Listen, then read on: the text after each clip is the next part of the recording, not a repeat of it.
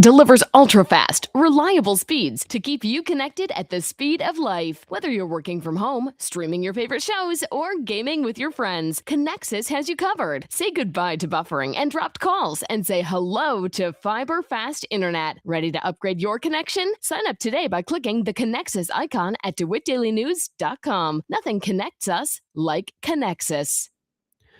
From the Heart Media Group newsroom and DeWittDailyNews.com, I'm Ben Hubbard with this expanded noon newscast.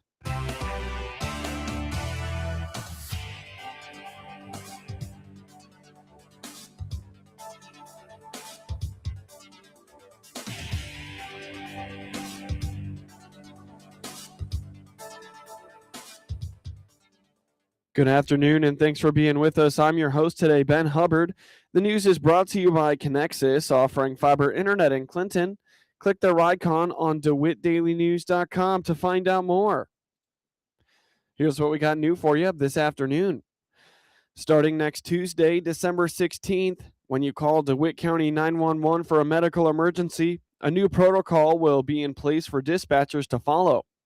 On the WHOW Morning Show Thursday, DeWitt County CENTCOM Coordinator Karen Clevenger told the Heart Media Group this program will give dispatchers detailed questions and instructions to follow.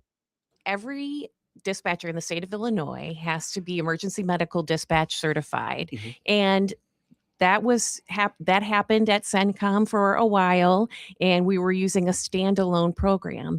But now, through grants and opportunities, we've been able to acquire the priority dispatch medical protocols, which are integrated with the computer seamlessly with the computer-aided dispatch software.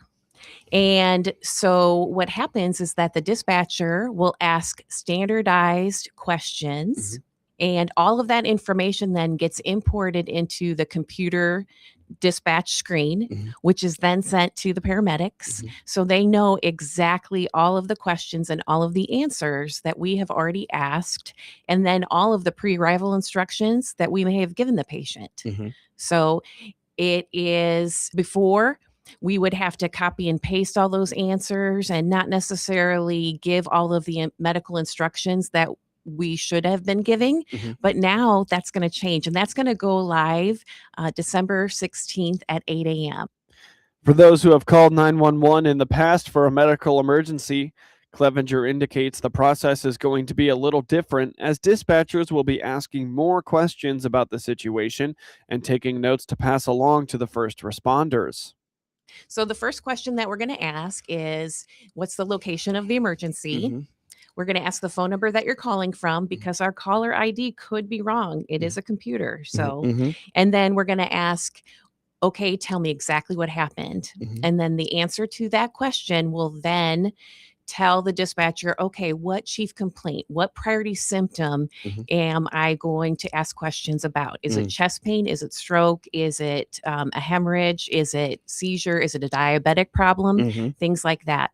And then based on those, we'll ask if the age of the patient, if the caller is with the patient, we will give instructions based on the proximity of the caller is how the caller is to the patient. So if they're right next to them, great, we can give many instructions. But if maybe someone was just flagged down and they were passing by and not with the patient, then that tells the dispatcher, okay, well, we're not really going to bother with really specific pre-arrival instructions in that maybe particular case until the caller can get right next to the patient. And then we'll ask if the patient is conscious or alert, and then we'll ask if they're breathing. And then from there, we may ask more specific questions like, are they sweaty? Do they have a history of angina or chest pains, that type of thing? And as soon as the protocol determines that, wow, help needs to get on the way,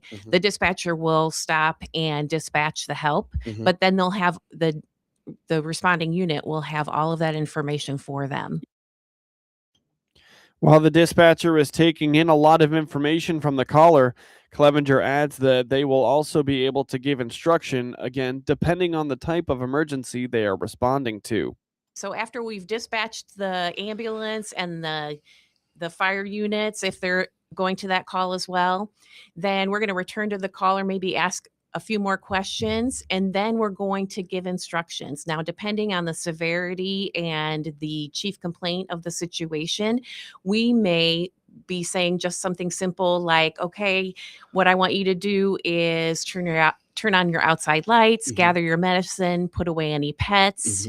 And then obviously call us back if anything changes for further instruction, because we're going to be giving that to the paramedics as well. But it also could range in things like, okay, I'm going to tell you how to control the bleeding. So get a clean, dry cloth and place it right over the wound and press down firmly. Don't lift up to look. We're going to give instructions. Let's say it's a woman in labor, and we're going to tell you to get some towels, something to wrap that baby up when that baby comes. And, or let's say that it's a situation where someone is not conscious, not breathing, and we have to give CPR instructions. We are going to give those instructions until help arrives. Sure. Then also, I mentioned it before, if someone's having chest pain and they have some aspirin available, we're going to instruct how much and what type of aspirin to take. Sure. And we're going to let those paramedics know that has happened. Also, if somebody is showing symptoms of a stroke, we are going to make you do some silly things, okay? Because it's a stroke diagnostic that's going to be reported then to the paramedics. And then that patient could be given thrombolytics and go through a certain medical regimen quicker. And it will be things like, say, the early bird catches the worm. So the caller is telling the patient to do that. And then the caller we're going to ask, did they say it clearly? What happened when they said that? I want them to raise their arms. Were they raised equally and on both, high enough, that type of thing. So we are doing and saying and giving instructions to the caller, and we're going to pass that information along to the paramedics. According to Clevenger, all of the questions and information being gathered by dispatchers moving forward is going to help the paramedics responding to those emergencies. It might seem like to the caller that we're asking a lot of questions, but every single answer to their questions goes to the responding unit. And I have worked closely with Jeff Kiesling, the director of DeWitt County EMS, and there are great things on the horizon for DeWitt County EMS. And I just think that this is a really good stepping stone just to provide that excellent customer service to the citizens of DeWitt County.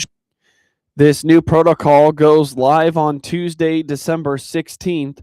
Clevenger believes it will provide much more improved service for DeWitt County residents and better prepare the first responders. Get news anytime from your computer or your mobile device at DeWitt County's #1 source for news, sports, police blotter, obituaries, and more. It's DeWittDailyNews.com. Hear Clinton Maroon live play-by-play this season on WHOW, the Big 15.